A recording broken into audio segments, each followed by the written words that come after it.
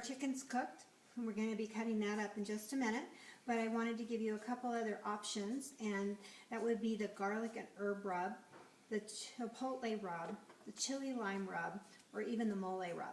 And you could do your own special little blend of all of these with the Southwestern seasoning, or if you only had one, any of those would work with this recipe. We're going to go ahead and get the sour cream prepped here, and we put part of it in here. And one of the little tricks is to fill it with the medium scoop. You just put that right into the tube. And I'm going to use the small star tip on that, and we will let people put as much on as they want when they're dishing themselves up. So just a little helpful hint, and make sure that you get this started so that the gray part right here with the plunger is used, and then you can get it going easy here. Now this is a light sour cream, so it doesn't have the same consistency as a sour cream that is full-bodied, but hopefully it'll make it so you're not full-bodied. Just kidding. Okay, so I'm going to go ahead and move these out of the way here. And I love this recipe because it uses so many tools. So we're just going to make our salad dressing. And if you can find Green Goddess salad dressing, that's our base. You can use the ranch dressing if you can't find it, but if you can find Green Goddess, it makes a wonderful salad dressing. So what we're going to do here is we are going to add some minced garlic. And love the garlic press. When you have a big piece of garlic like this, sometimes it's helpful to cut it into 2 smaller pieces if you have really small, weak hands like I do. And then you can just go ahead and put that right in there. And that's one of the nice things is I tell people, if I can use this garlic press, I think anybody can, because I have little weak hands and I can just use that. Now, I do have the little cleaner. We're just going to pop the paper out. I remember I was listening to a training video years ago, and a woman said, you put the garlic in with its clothes on, you smush it till it's naked, and then you throw its little suit of clothes away.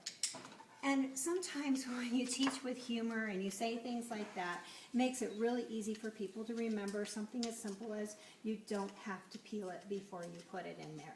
And really that's what you want to get the point across.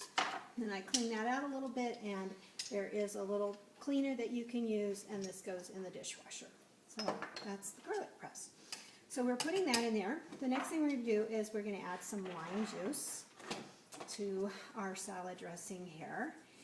And I could use some lime zest in there if I wanted. But one of the things about the reamer, the juicer, is it has a special ring around the bottom that keeps it from moving around. And it has very deep reamers. So without having to have a lot of pressure, I'm just able to juice this lemon very easily. And we've microwaved the limes for 30 seconds.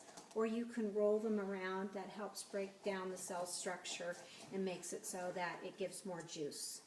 So either in the microwave or roll it around, whichever one you want to do, but it really helps get the juice out.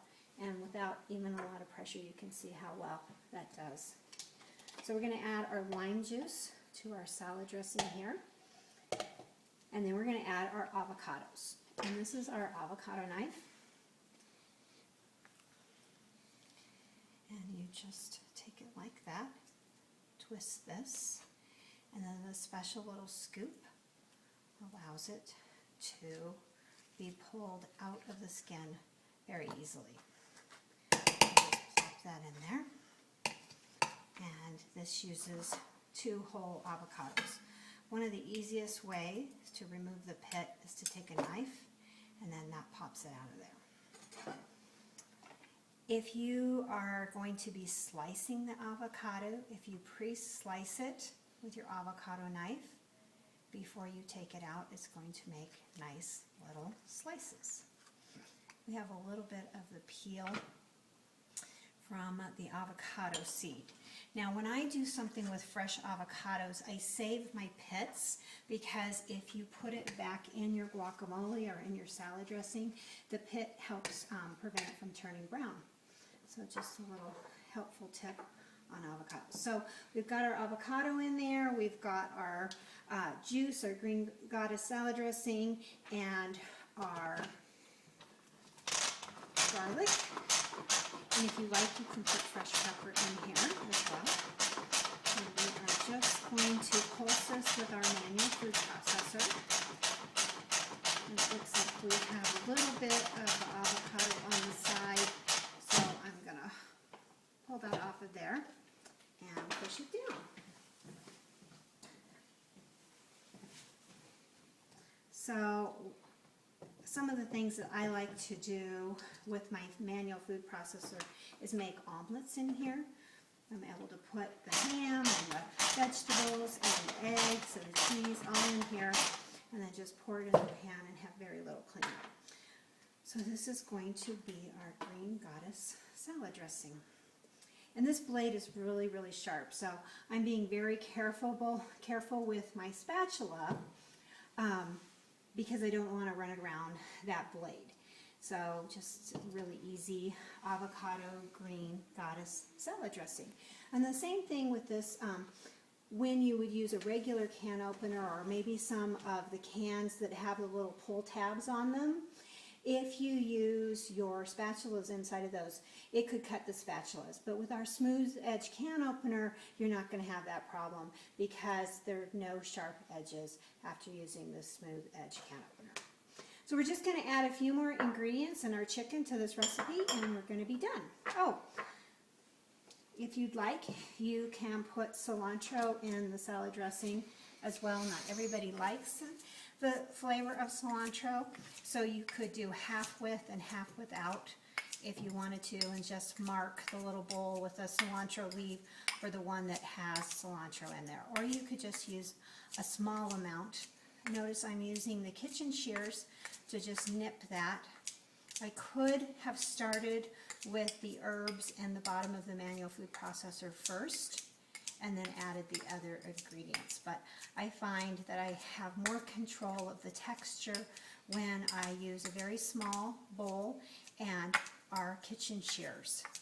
And you can just see how easy that is. Another thing that I like to do with the kitchen shears are the green onions.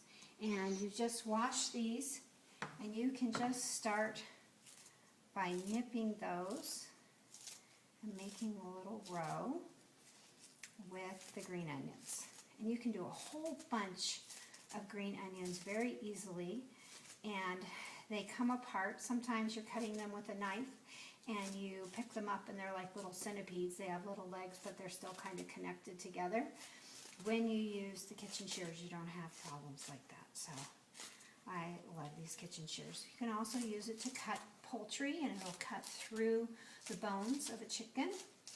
And I am going to be using the green tops as well as the white portion of the onion.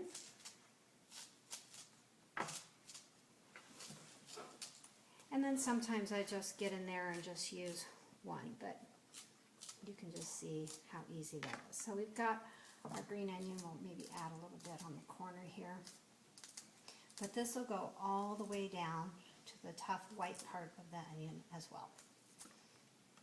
So we've got those all cut up.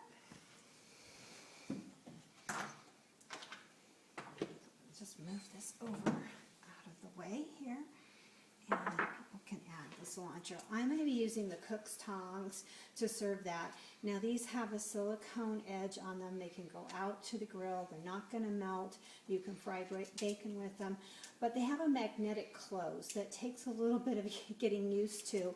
You don't want to have your hand here, or you can pinch yourself really badly.